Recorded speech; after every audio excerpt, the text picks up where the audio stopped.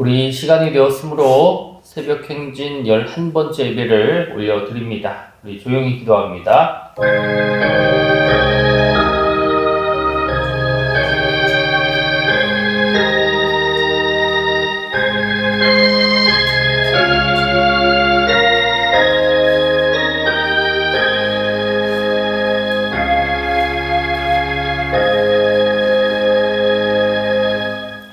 찬송가 252장 찬송합니다. 252장입니다.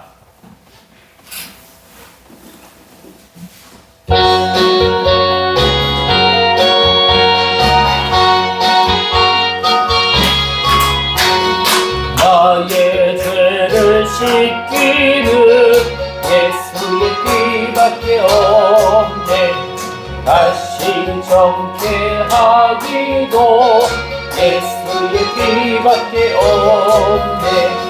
예수의 흘린 피 날 이제 가오니 귀하고 귀하다. 예수의 피밖에 없네. 나를 정죄하기는 예수의 피밖에 없네. 사죄하는 증거도 예수의 피밖에 없네. 예수의 흘린 피 날 이제 가오니 귀하고 귀하다. 예수의 피밖에 없네. 나의 죄 속하기는 밖에 없네. 나는 공로 없으니 예수의 밖에 없네. 예수의 흘린 피 날 이제 하오니 귀하고 귀하다. 예수의 밖에 없네. 평안함과 소망은 예수의 피밖에 없네. 나의 의는 이것뿐 예수의 피밖에 없네. 예수의 흘린 피 날 이제 하오니 귀하고 귀하다. 피밖에 없네. 영원토록 내 할 말 예수의 피밖에 없네. 나의 장미 제목은 예수의 피밖에 없네. 예수의 흘린 피 날 이제 하오니 귀하고 하다. 예수의 피밖에 없네. 우리 한 장 더 찬양합니다. 272장 한 장 더 찬송 부르겠습니다.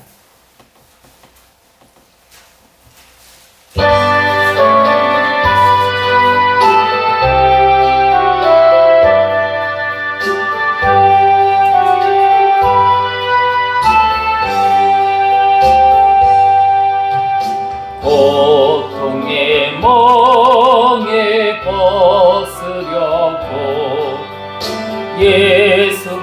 예수께로 나갑니다.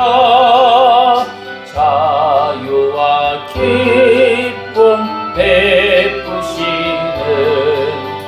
주께로 갑니다.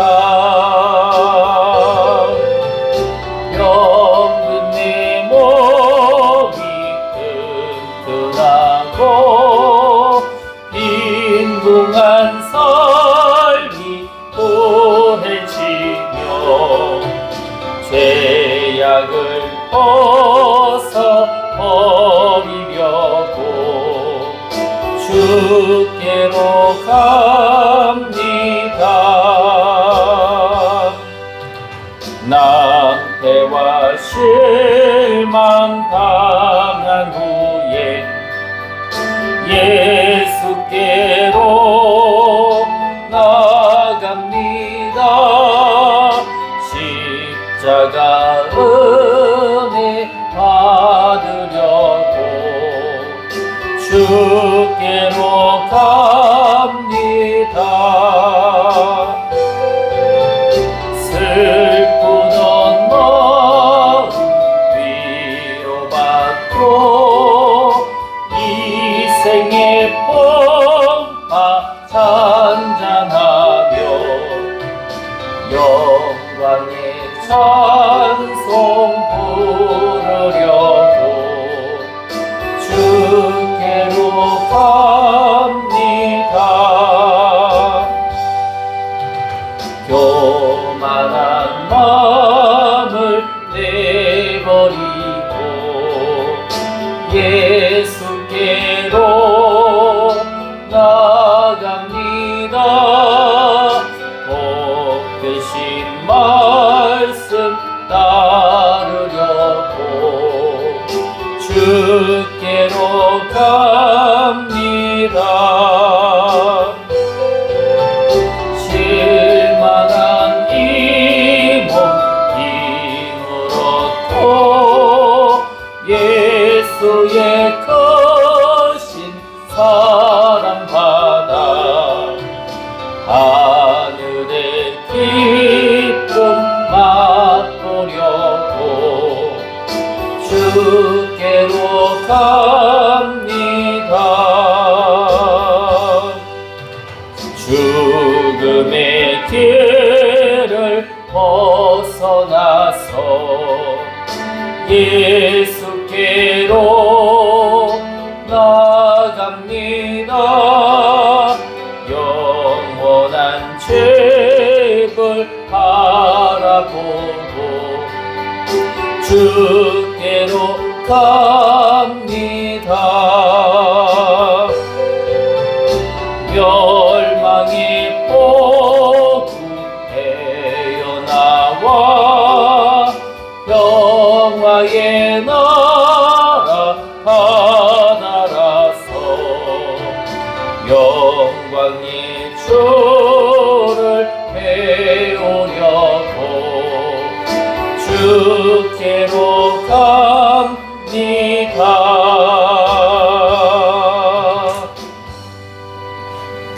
기도드리겠습니다. 은혜가 풍성하신 아버지 하나님, 오늘도 다시 우리를 깨우셔서 새벽행진 11번째 자리로 불러주시니 감사를 드립니다. 멈추지 않게 하시고 다시 시작하게 하시는 주님의 은혜를 찬양합니다. 주여, 우리에게 새 힘을 부어 주시옵고 몸이 피곤하고 마음이 지칠 때에도 주님을 향한 갈망이 식지 않게 하여 주시오며 성령의 능력으로 다시 일어나게 하여 주시옵소서. 주님, 우리의 힘으로 걷는 행진이 아니라 주님께서 공급하시는 능력으로 걷게 하여 주시고 어제 은혜에 머무르지 않게 하여 주시오며 오늘 필요한 힘을, 오늘 주시는 하나님을 신뢰하게 하여 주시옵소서. 이 새벽에 기도가 다시 타오르는 믿음이 되게 하시고 새 힘으로 오늘을 살아가게 하여 주시옵소서. 우리의 능력이 되시는 예수 그리스도의 이름으로 기도드립니다. 아멘. 오늘 주님이 주시는 말씀은 고린도전서 11장 우리 1절에서 34절 중 우리 23절에서 26절까지를 보겠습니다. 23절에서 26절까지의 말씀을 우리 함께 합독하겠습니다.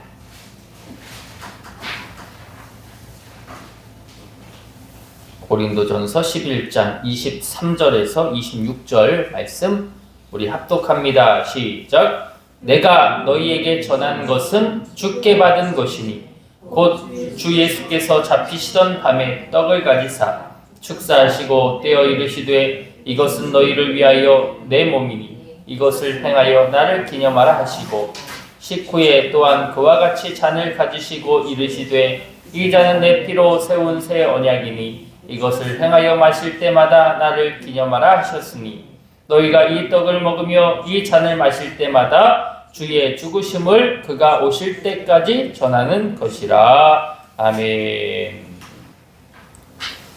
할렐루야. 오늘 함께 이렇게 귀한 자리에서 다시 새벽 행진을 할 수 있음이 주님의 은혜요. 또 함께 해주신 성도님들께 감사의 말씀을 드립니다. 예배는 우리가 하나님께 올려드리는 응답이고 또 특별히 성찬은 우리가 그리스도의 몸과 피를 나누는 거룩한 언약입니다. 그러나 예배가 때로는 습관이 되고 성찬은 형식이 되고 은혜가 기억이 되어야 하는데 관습이 될 때가 있어요. 오늘 말씀은 이러한 우리를 향해 예배가 다시 살아나고 성찬이 다시 불붙도록 강하고 진한 도전을 우리에게 다시 한번 주는 말씀입니다. 부디 오늘 말씀을 통해 성찬의 깊이, 그리고 예배의 태도, 그리고 우리 성도들의 마음이 새로워지기를 주의 이름으로 원합니다. 고린도 교회는 은사도 있고 지식도 있는데 특별히 예배의 질서가 무너졌고 성찬이 무너진 그러한 자리였어요. 당시의 성찬은 지금의 성찬과는 좀 달랐습니다. 우리의 예배는 우리가 오전 11시 예배를 드리면 점심 식사를 하고 이런 식으로 예배가 구성이 되잖아요. 그래서 만약에 성찬식을 한다 하면 11시 예배 중에 성찬식을 하게 됩니다. 그런데 당시의 배경으로 보았을 때 성찬식은 예배 중간에 하는 것이 아니었어요. 그들이 교회에 오면 제일 먼저 하는 일은 식사를 하는 것이었습니다. 먼저 밥을 먹어요. 그런데 우리와 같은 시스템, 그러니까 교회라는 건물이 있고 그 안에 이렇게 주방을 갖추고 있고 이런 게 아니에요. 그러니까 이런 주방이나 이런 시스템이 없기 때문에 그들은 식사를 하기 위해서 집에서 식사할 것을 우리가 생각하는 도시락처럼 싸왔습니다. 그래서 그 음식을 먹고 나면 이제 사람들이 모이겠죠. 모이면 그 다음에 성찬식을 했어요. 성찬식을 하면서 예배로 이어지는 거죠. 이런 방향으로 성찬식을 거행합니다. 그런데 문제가 있는 거예요. 뭐가 문제냐? 고린도 이 지역에도 우리가 계속해서 생각하고 나눴던 것처럼 그곳은 이 변론가들, 당대의 뛰어난 철학자들, 뭔가 뛰어난 재능이 있는 사람들, 이런 사람들이 있었습니다. 그러니까 다시 말하면 그런 사람들은 부유한 사람이죠. 상대적으로 농사짓고 어업을 하고 이런 빈곤한 사람들, 그러니까 빈곤한 사람들과 부유한 사람들이 함께 교회를 다닙니다. 그럼 도시락에 차이가 있을까요? 없을까요? 도시락에 차이가 있겠죠. 도시락의 차이뿐만 아니라 어떤 사람들은 넉넉하게 음식을 준비해 오는 사람, 또 한편으로는 나는 콩 한 쪽도 쌓을 게 없는 사람. 그리고 또 하나, 우리가 주님 앞에 나아가는 예배의 시간에 생각해 보건대 부유한 사람은 그날 놀고 아침에 좀 늦게 일어나서 놀다가 예배 드리러 가면 돼요. 그런데 빈곤층은 어떻게 합니까? 그날도 열심히 일하다가 겨우 시간이 나서 주님 앞에 가는 사람. 어때요? 분명한 차이가 느껴지죠? 부유한 사람은 먼저 와서 음식을 넉넉하게 먹습니다. 당시에 그들의 가운데는 포도주도 잔뜩 있으니까 포도주도 많이 마시고 이미 포도주를 많이 마시니까 어떤 사람들은 취해 있기까지 했대요. 그런데 가난한 성도들은 일을 마치고 늦게 와서 굶주린 채 내가 먹을 거 있나? 내가 쌓은 것도 없고. 저 부자들이 먹고 남은 그 부스러기, 그거 내가 먹어야 하거든요.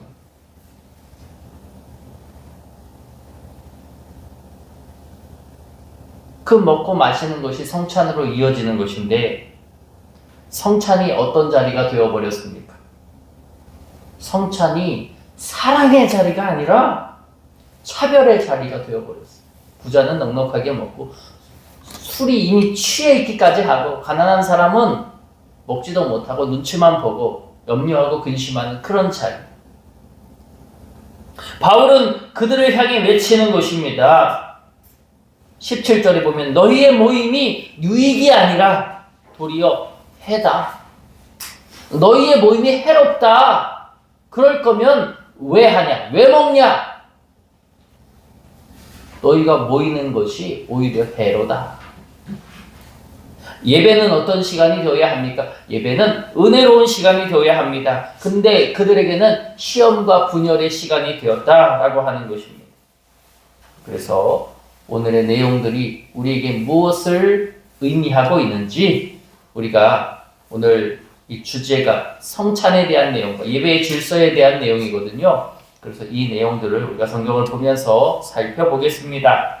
첫 번째 단락은 좀 길게 제가 잡았는데 1절에서부터 16절까지의 내용입니다. 그 중에 우리가 3절만 읽어보겠습니다. 3절 우리 함께 읽어보죠. 3절입니다. 시작. 그러나 나는 너희가 알기를 원하노니 각 남자의 머리는 그리스도요 여자의 머리는 남자요 그리스도의 머리는 하나님이시라. 아멘. 이 말씀 속에서 각 남자의 머리는 예수님이고 또 여자의 머리는 남자고 그리스도의 머리는 하나님이다.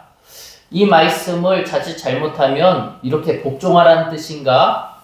이렇게 순종하면서 살라는 건가? 오해를 할 수가 있습니다. 그런데 이것은 이렇게 복종하며 살라, 순종하며 살라 이런 의미가 아닙니다. 이 말씀은 서열, 우열 이런 것을 말하려고 하는 게 아니라 역할과 질서의 구조를 설명하기 위함입니다.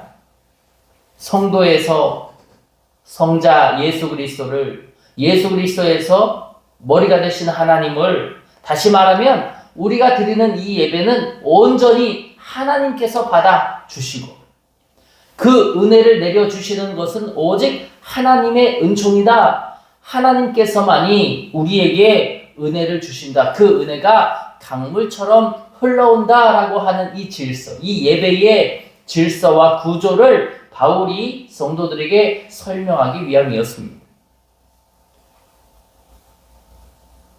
그렇습니다. 질서는 억압이 아닙니다. 은혜가 흐르는 통로가 바로 질서입니다.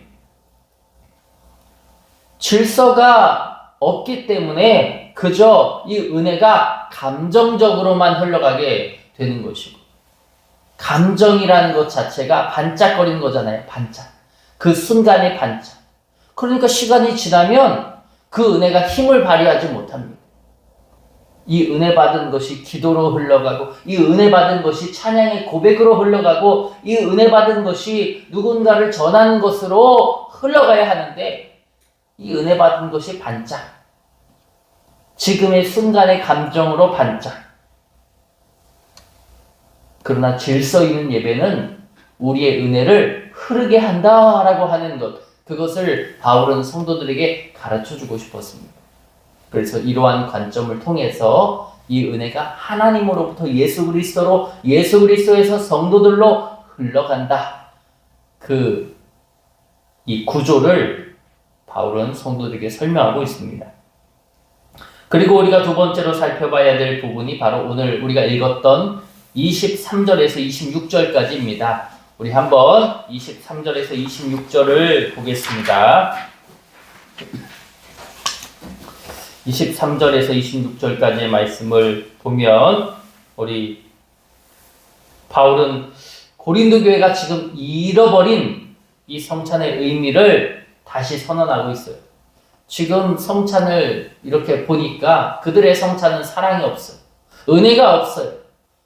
누가 주인이고 누가 그 주인의 말씀에 순종해야 하는지 그러한 질서와 구조가 하나도 없어요. 자기 마음대로 해요. 그래서 바울은 그들에게 성찬의 진정한 의미를 전하고 있습니다. 23절에 내가 너희에게 전하는 것은 주께 받은 것이야. 예수님이 나에게 직접 전해주셨던 거야 라고 하면서 곧 주 예수께서 잡히시던 밤에 떡을 가지사 축사하시고 떼어 이르시되 이것은 너희를 위하여 주는 내 몸이니 이것을 행하여 나를 기념하라 하시고, 한번 또 넘겨봅시다.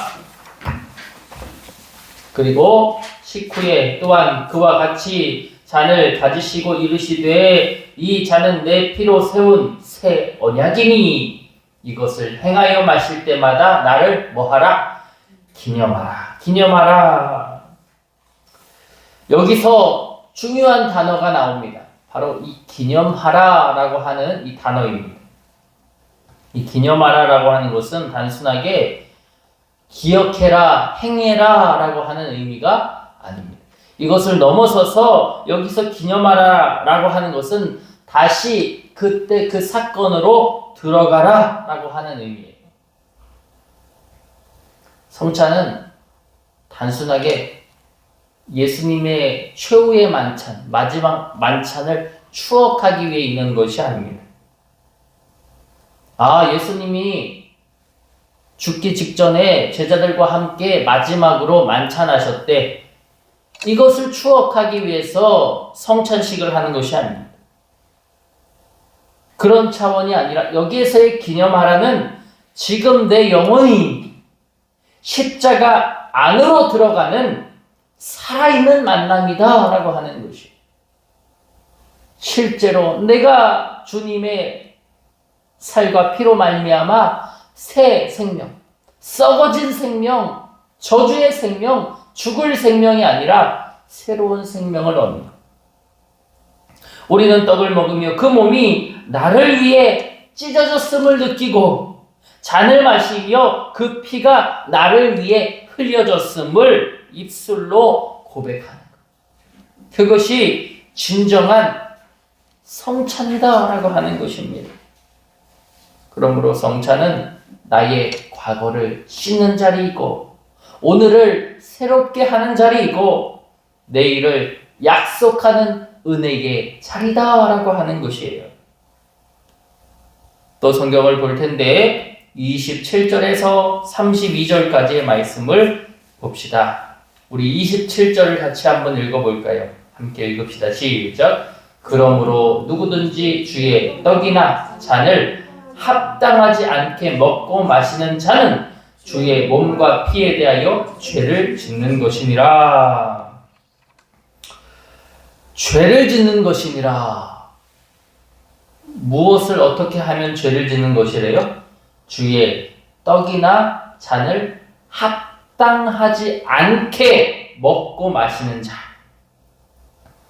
성찬은 상처난 예수 그리스도의 몸입니다. 서로 상처를 내는 마음으로는 참여하면 안 된다라는 거예요. 성찬에서 꼭 전제되어야 할 것이 있다면 화해입니다. 화해. 누군가와의 화해가 없이 성찬을 한다? 그러면 그것이 뭐라는 거예요? 죄를 짓는 거다. 우리는 지금까지 성찬, 너도 해. 너도 해. 너도 해. 다 와서 먹어. 빵도 먹고, 포도 음료도 마시고, 성찬 했다. 집사님 왜 안 해? 나오세요. 하셔야 돼요. 성찬은 이런 의미에서의 성찬. 아니, 예수 그리스도의 몸이 찢겼고 그분이 나를 위해 피를 흘렸고 나는 이 성찬에 대해 깊이 기도하지 않았고 화해한 적 없고 그냥 아무런 마음으로 생각 없이 교회에 나왔는데 성찬하네 나가서 먹고 마시자.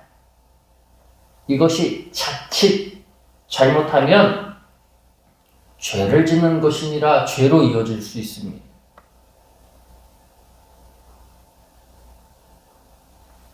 성찬이 오히려 그를 죄로 나아가게 하는 기로가 될 수 있습니다. 이게 쉬운 게 아니에요. 이건 예수 그리스도의 몸과 피, 살과 피를 이해하고 진정으로 회개하고 주님 앞에 나아가는 그 사람에게만 능력이 행하고 기적이 행하고 은혜가 임하는 그런 천국의 은총이라는 사실을 우리는 날마다 또 성찬을 거행할 때마다 이 잔을 먹고 마실 때마다 우리는 그 은혜를 기억해야 할 것임을 고백합니다. 그러므로 바울은 그렇게 말합니다. 이게 쉬운 게 아니다. 이걸 그냥 쉽게 생각해서는 절대로 안 된다.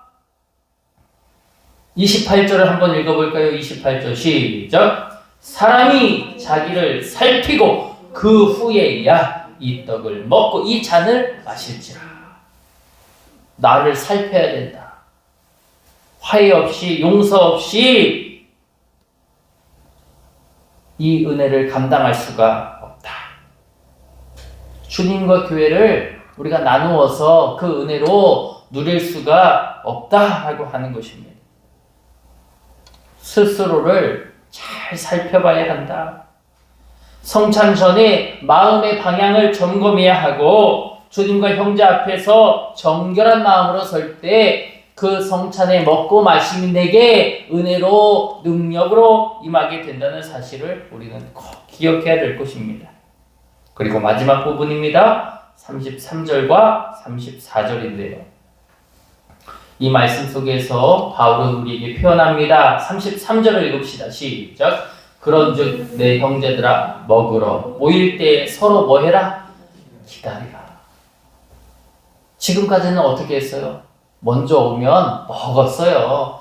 나는 많이 싸웠거든요. 나는 부유하거든요.